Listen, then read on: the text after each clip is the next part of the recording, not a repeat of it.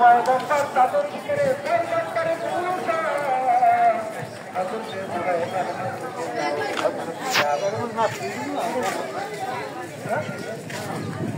হযরত দানিয়াল হযরত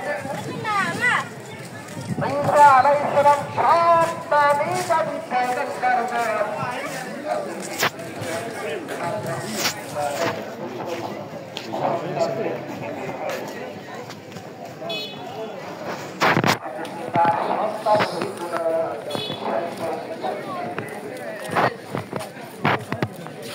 আর একদিন হযরত হাজরা আলাইহিস সালাম আল্লাহ তাআলা তাকে বান্দিতে আনার পরে স্ত্রীর মর্যাদা দিয়েছেন। তাকে সেই ফিলিস্তিন থেকে সফল করে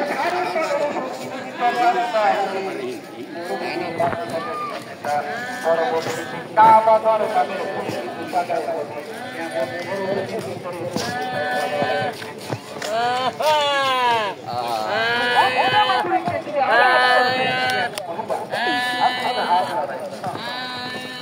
তাদের সামনে যাচ্ছে যাবি আস্তে একটু রাখতে যাবি সামনে তার সন্তান হযরত ইসমাঈল এখন কি করবি হালকা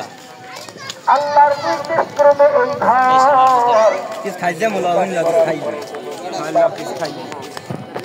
এ খানি দোকান আছে পিছে তাআলার দরবারে রব্বানা ওয়াজআলনা মুসলিমাইন লাকা ওয়া আরাফাত বেটা কাম যায় আর বাসের মানা করে তাআলা আপনি আমাদের পাপ আমি তো নক কাটাটা লইতে হবে বেটা এই বলছে দেখতে বিচ্ছে তো আমি সাপ্লাই লিখতে না ব্যাপার বলেন না অন্টর ব্যাপার দা করবে বেশি বড় দিতে আইছিল আবার যাব এই তো কইলো আবার আমাদের সন্তান থেকে আমার উত্তর দিকের সন্তান থেকে এই কাবাদের রক্ষণাবেক্ষণ বানায়াত পয়গম্বর আরবি খলিল আলাইহিস সালাম দোয়া করবেন আল্লাহ কবুল করবেন না তা হতে পারে না ঠিক করবেন এই ইব্রাহিম খলিল আগুনের ভিতরে আগুনের চিত্র এখনো আছে সেই মিশরের জমিনে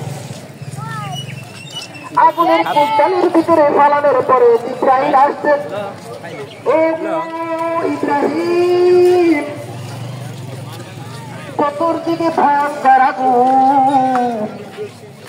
তুমি যদি বলো আমি আসতে আগুন যদি নিভায়া ফলায় দেব ইব্রাহিম ডাক দেয়া বললেন ও ইব্রাহিম তোমাকে বানাইছে কে? জিবরাইল বলেন আল্লাহ। আমাকে বানাইছে কে?